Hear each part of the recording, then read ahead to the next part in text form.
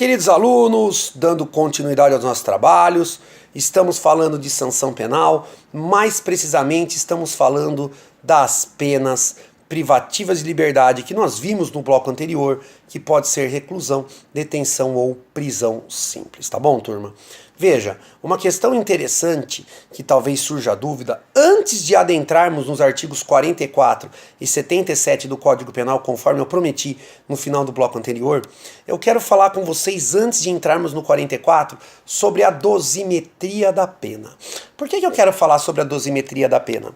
Porque eu tenho certeza que muitos dos alunos que estão assistindo só os nossos vídeos, mas que não foram meus alunos presenciais, podem ter surgido essa dúvida agora. Qual dúvida? Professor, mas você falou que para o juiz fixar o regime inicial de pena, uma tese que eu posso ser cobrado nas questões, ou uma tese que eu posso ser cobrado inclusive, né, turma, na própria peça, eu preciso saber a quantidade da pena que ele vai aplicar. Mas se eu estou em fase, por exemplo, de memoriais, uma peça prática que antecede a sentença de primeira instância, como eu vou saber qual é a quantidade da pena que o juiz deve aplicar na sua sentença? Veja, é aí que entra o que nós chamamos de dosimetria da pena. Olha o nome, dosimetria. Dosimetria vem de dosagem. Dosimetria é o artigo 68 do Código Penal. A dosimetria da pena que nós adotamos o sistema trifásico. Por que o sistema trifásico? Porque o juiz, para decidir a quantidade da pena do réu, o juiz, para decidir como ele vai dosar a pena do réu, ele precisa verificar o artigo 68 do Código Penal. Critério sistema trifásico, porque tem 3 fases, obviamente. O juiz passa por 3 etapas para aplicar a pena, a quantidade da pena ao réu. Tá bom, turma? Então a primeira coisa que eu quero que você coloque em mente, o Brasil adota uma teoria da pena mínima. Professor, não entendi. Todo crime, ele tem uma pena mínima e uma pena máxima, concorda comigo? Todo crime, ele tem uma pena mínima e uma pena máxima, certo? E o juiz, na hora de dosar a pena, ele sempre começa do mínimo. E conforme ele vai passando pelas fases da dosimetria, veja, se ele encontra algo desfavorável para o réu, ele aumenta. Se não houver nada desfavorável para o réu, a pena sempre ficará no mínimo legal. É por isso que a maioria das condenações que nós pegamos, você observa que a pena do réu está sempre o quê? No mínimo. Por quê? Teoria da pena mínima. Se o juiz não tem nenhuma circunstância que agrave ou aumente a pena do réu, a pena do réu ficará o quê, doutores? No mínimo legal. Então você tem que brincar um pouquinho. Fazer uma experiência como se você fosse o juiz na hora de atribuir a quantidade da pena para o seu cliente. Professor, então me explica, vamos fazer essa aventura junto por aqui, ó. Tudo começa na primeira fase da dosimetria, que é aquele artigo genérico que eu mostrei para vocês no bloco anterior, que nós chamamos de circunstâncias judiciais. Vou repetir a dosimetria da pena, o nosso tema é o artigo 68 do Código Penal. E a primeira fase são as circunstâncias judiciais. O artigo 59, portanto, do Código Penal. O artigo 59, que nós temos 8 circunstâncias judiciais. O juiz vê a culpabilidade, os antecedentes, a personalidade, a conduta social do réu, as circunstâncias, os motivos e as consequências do crime e ainda o comportamento da vítima, certo? Então, professor, vamos imaginar que o réu tenha uma ou duas circunstâncias judiciais desfavoráveis na primeira fase.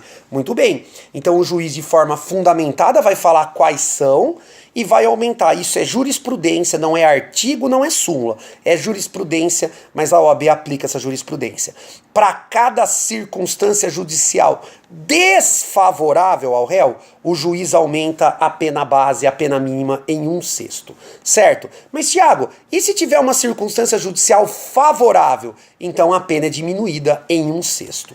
O que eu quero alertá-los é que na primeira fase, a pena nunca pode ficar acima do máximo, tampouco pode ficar abaixo do mínimo. Aonde eu quero chegar, doutores? Eu quero chegar que, se o réu tiver apenas circunstâncias judiciais favoráveis, veja, essa circunstância judicial favorável pode retirar a sua pena do mínimo legal? Na primeira fase, negativo, não pode. Na primeira fase, a pena do réu nunca poderá ficar acima do máximo, muito menos abaixo do mínimo legal, tá bom? Depois que o juiz utilizou as circunstâncias judiciais, o juiz vai para a segunda etapa da dosimetria, que são as agravantes e as atenuantes genéricas. Então agora você tem que aprender, tem que ter humildade, tem que abrir o Código Penal ali no artigo 61 e 62 para ler o que são circunstâncias agravantes, como por exemplo, o crime ser praticado contra ascendente ou descendente, como por exemplo, por motivo torpe, por motivo fútil, como por exemplo, o fato do réu ser reincidente. Tudo isso são agravantes genéricas. E as atenuantes, professor? As atenuantes são os artigos 65 e 66 do Código Penal. Atenuantes ali, doutores, que eu estou falando, por exemplo, do réu ser menor de 21 na data do fato ou maior de 70 anos na data da sentença. O réu ter praticado o crime sob relevante valor moral ou social. Tá vendo? Isso são circunstâncias atenuantes. Tá, professor, mas deixa eu entender, deixo.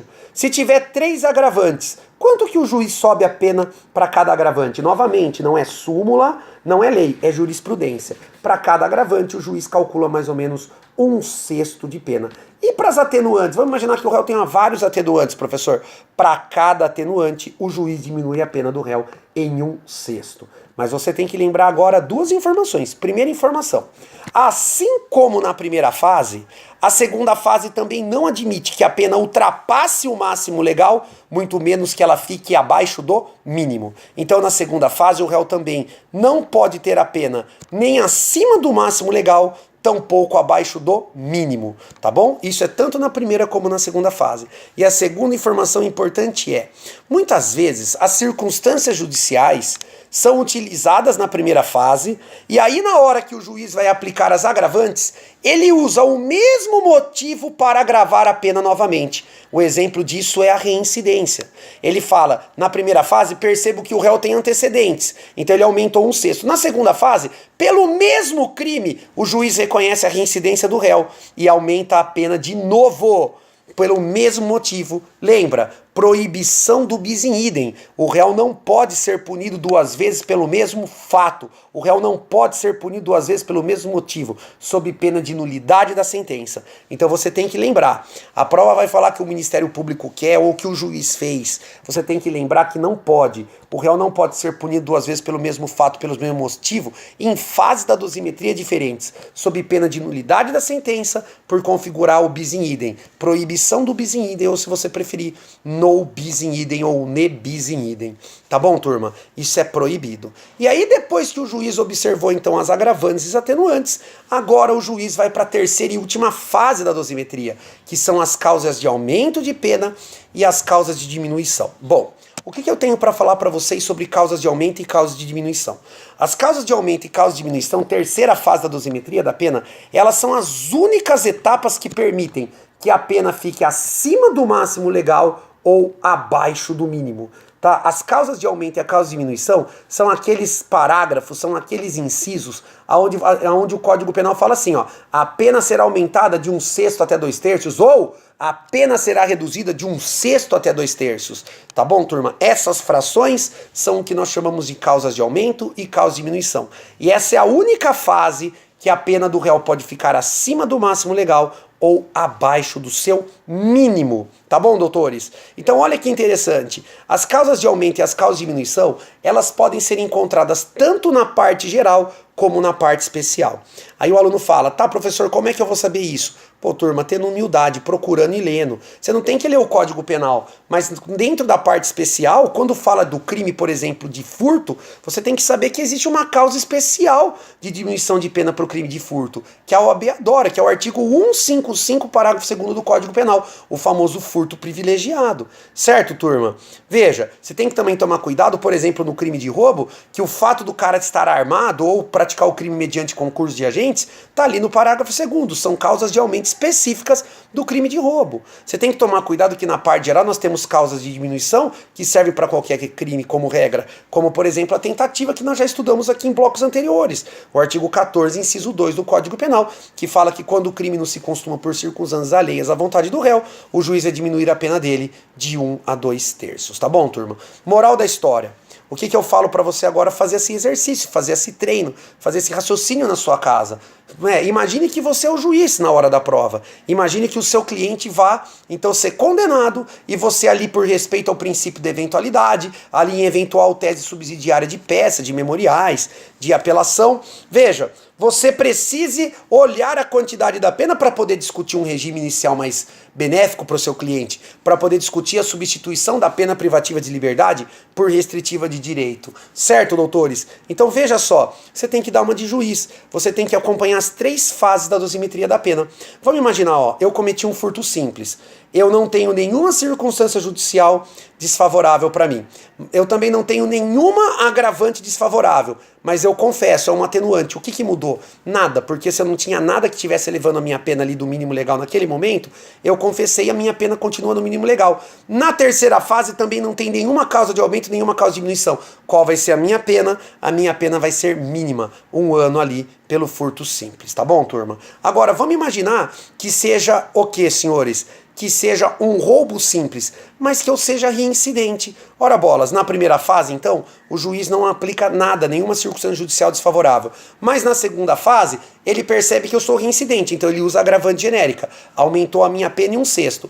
Mas na segunda fase, o juiz percebe que eu confessei. Então a minha confissão, atenuante, anulou a agravante. A minha pena continua no mínimo de 4 anos. Aí a prova fala que o meu roubo é tentado. Então você vai aplicar a maior redução aí, você vai aplicar em cima de 4 anos, 2/3. E em cima dessa pena final, né, senhores, 4 anos menos 2/3, é que você vai pedir ali o meu regime inicial, é que você vai pedir ali, turma, a questão da substituição da pena privativa por restritiva ou da suspensão condicional da pena, que eu passo a explorar agora, tá bom, turma? Mas eu quero que você faça esse teste de dosimetria, e se você não entendeu, você manda para mim um recado, que eu faço questão de te mandar um e-mail te explicando de novo, para até que você entenda, porque isso não é importante. Isso é demais, é muito importante para o exame da OAB. Perfeito, turma?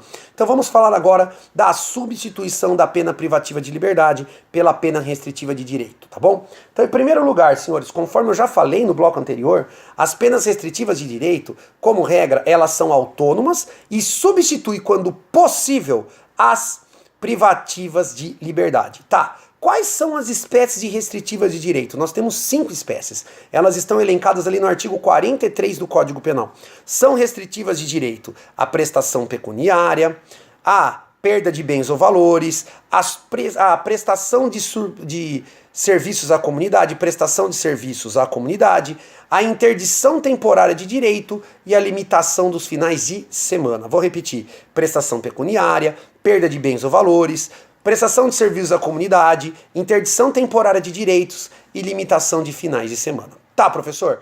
Quando que o juiz pode substituir a pena privativa de liberdade por pena restritiva de direito? Quem nos responde isso é o artigo 44 do Código Penal. E você tem que ler o artigo 44 do Código Penal inteiro, senão você vai perder. Para que o juiz possa substituir a pena privativa de liberdade por restritiva de direito, primeiro requisito, ela tem que ser uma pena, senhores, de reclusão. Atenção, senhores, a pena tem que ser o quê? De reclusão em crime doloso menor ou igual a 4 anos. Então a primeira coisa, crime doloso, pena fixada pelo juiz na sentença, menor ou igual a 4 anos, tá bom? Observe, crime culposo não tem limite. Crime culposo admite substituição, mesmo que a pena seja maior do que 4 anos, tá bom? Segunda situação, o crime não pode ter violência ou grave ameaça contra a pessoa. Então, para o juiz substituir a privativa de liberdade e restritiva de direito, segundo requisito, o crime não pode ter violência ou grave ameaça contra a pessoa.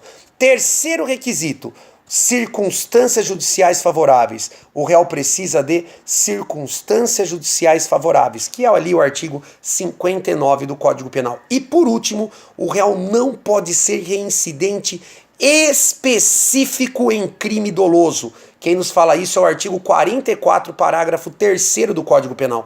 Muita gente perde essa questão na prova porque ele é só o caput e vê que ali o réu não pode ser reincidente em crime doloso.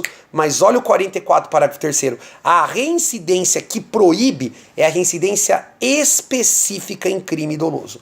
Então eu vou repetir. Quais são os requisitos para o juiz poder substituir a pena privativa de liberdade, reclusão, detenção, por pena restritiva de direito? Tem que ser crime doloso com pena menor ou igual a 4 anos. Perfeito? Crime culposo não tem limite.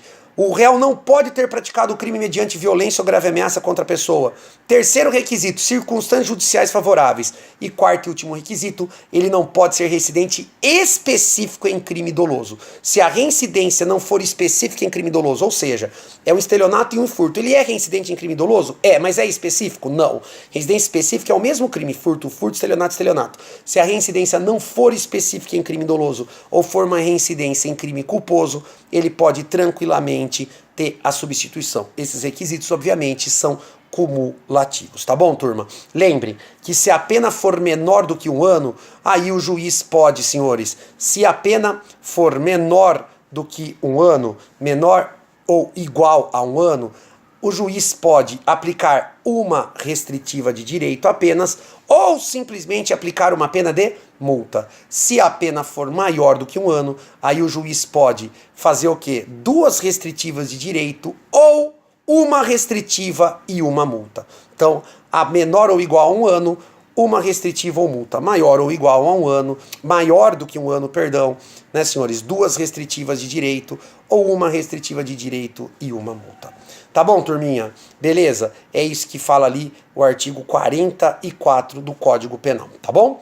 Vamos lá então agora falar da suspensão condicional da pena. Artigo 77 do Código Penal. Veja, na prova você sempre vai fazer o pedido também de forma alternativa, por experiência aí de uma prova, salvo melhor juízo, aplicada em Porto Velho, uma reaplicação da segunda fase lá no exame 20. Mas, se não for possível a substituição da pena privativa de liberdade por restritiva de direito, você vai olhar agora a suspensão condicional da pena, que é o artigo 77 do Código Penal.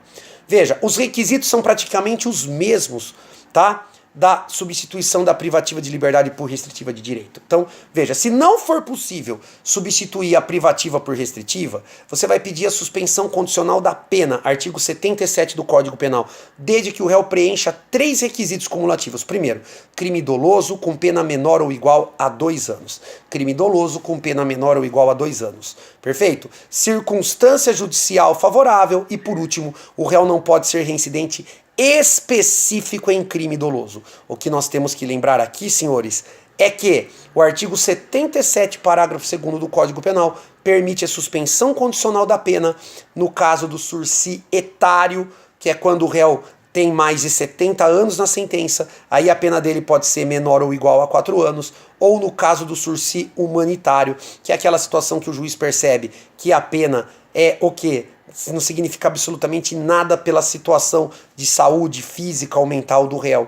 Então o juiz ali também pode aplicar a suspensão condicional da pena quando a pena for menor ou igual a 4 anos. Olha o artigo 77, parágrafo 2º do Código Penal. Observem que a suspensão condicional da pena pode ser aplicada até mesmo para os crimes que têm violência ou grave ameaça contra a pessoa, desde que preenche os requisitos que a gente acabou de estudar. É isso aí, galera. No próximo bloco nós vamos falar um pouquinho sobre remissão, vamos falar um pouquinho sobre progressão de regime, falar um pouquinho sobre livramento condicional e aí fazer um comentário breve sobre as causas de extinção da punibilidade. Continue assistindo, continue firme, continue mantendo o seu foco, que eu tenho certeza só não passa aquele que desiste. Fiquem com Deus e até a próxima aula. Tchau!